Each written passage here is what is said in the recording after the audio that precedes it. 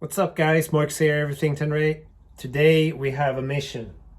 That mission is to put KTM CEV switches onto my bike. So I can actually have both my terrain command on the left hand side of the steering wheel, or I mean on the handlebars, and have a blinker switch and this light switch for high beam, honk my horn and whatnot. So here we have the CEV switch for the blinker. Now I mounted that on top of the terrain command Gen 2 buttons, and this will work great. It's not a big problem to reach this. And I actually took the mount for these switches. You have a mount that you can clamp around your handlebar, and I actually cut that off so it's flat. I have some holes for the hose and bolts that you have on top of the terrain command, so it attached that way. It's too cramped, or not too cramped, but if I would have this one underneath, you know, it will be too fat. So I will actually put this one here. So I have it there. That way I can reach it easily. And I do the same thing there. So here's this little mounting bracket for that switch, which usually have like a U-form here so you can clamp it. And I just ground that down. I have my 30 by 30 millimeter angle aluminium. I will cut the piece out of this one so I can mount that on that, and then drill a hole here so I can attach it to my side mirror mount, so it will sit there. So that will most likely turn out great. However, the hard part is this, the OEM switches, and all the cables goes down here to a connector, and the new cables for the CEV switches, they are not that long, and I need to offer this to the gods. So the bracket for the other switch is taking place. It's going to be filed down and shaped to contour this plastic here. So looks okay so far. So we're starting to get there. I made a little hole there, a bit crooked hole there, but this works. Then I will also put some hot glue on the rear of these. These are very prone to shorts due to, you know, not watertight or anything. So some hot glue there on the contact points will be added whenever I put everything together. So I checked all the wires, written up the colors for where it goes. Next up we'll be checking the OEM switch where all the cable goes and write that down. And I will put everything in a little template here so you can see as well if you have any projects removing that. Disassembling this one is a bit tricky.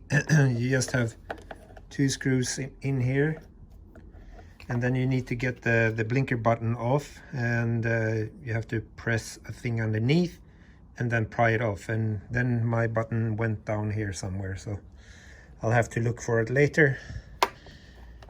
So everything is all dismounted or disassembled. So here we have the pass button. It has 2 separate leads, so it's not connected with the power or anything that goes to the high beam and the running lights. We have the blinker, which of course is 3 cables. So you have the positive, where the incoming power is brown and white, and then turning left. I think it's turning left, it must be, or if this is upside down, but turning left is green, turning right is brown. Then we have the horn, which is a pink and blue and red. The high beam is red and yellow, and the hazard light is blue, a light green, and an orange, so it's 3 leads as well. So what I actually will do, not to mess up the cables and cut them off, I will actually solder them off so that it will be easier to, if I need to, reattach them or anything like that. And I will keep as much cable as possible because I can always zip tie them around up here, not in the way. And yeah, so I will go ahead and do that. I have my little trusty solder here. So this is going great. A bit fiddly because I don't have anything to pull on.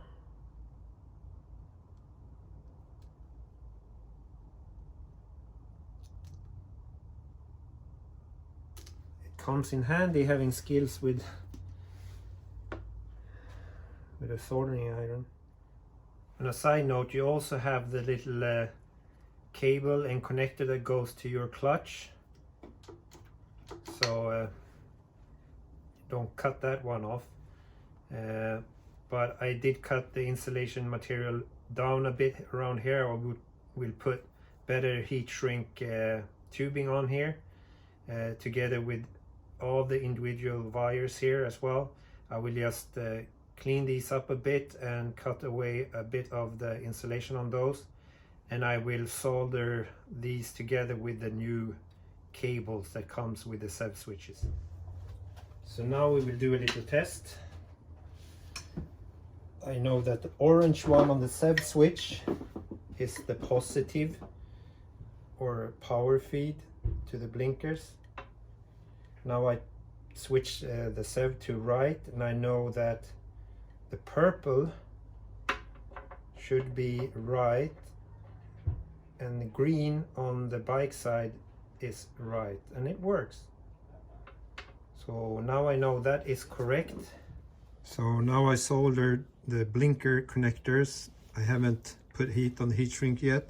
I will wait until I'm done because I put bigger here and I also have one over there as well. So I will do the rest before I put my heat gun to it and shrink these. So I managed to sever the connectors here in front, which had the positive for the horn and everything. And I had to do it on both sides because the screws goes in there and then it bolts into an aluminium bracket that I made, and that means that it would put that current or anything in the whole steering or in the bracket and to the handlebars and everything, and that would be a no-go. So I had to cut those off so I don't get any issues with any false ground causing problems. And then I will solder onto this side where I have the kill button. I will solder a cable on here and actually have the pass flashing the high beam with the kill button. So let's see how that goes. So there we go, guys. All cables connected. I have an extra here for the switch off of the light that I cannot use. So I took one of those cables and put it on there. So I actually have the pass button to work now as well. So when I press the kill switch, it will flash the high beam. And the horn works as well. Everything is hooked up. It's only the hazard light that is not solved. I will try to pull these outside of this hose so I can actually attach that later on, either using this and just wrapping it in tape or something, or yeah, buy another switch. Now to the most important part is to actually use your heat glue gun and put over the connection points here, because otherwise you will get shorts if it rains. So I'll do that, and then you'll get the list with all the connections and the cable collars and so on here.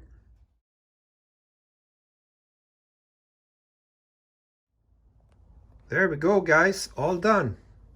This took a day and a half, or a night and another night, or half of a night, so I'm done.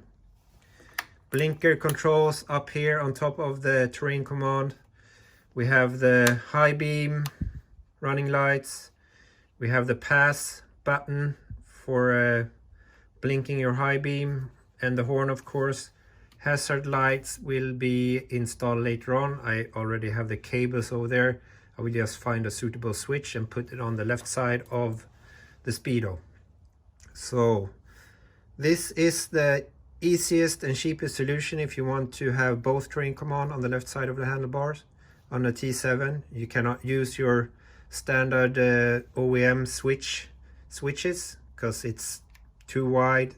You have to push your clutch lever all the way to the right, and that will not work, or not for me anyways, with the heated grips, and also the bend comes there, so it's hard to put them there.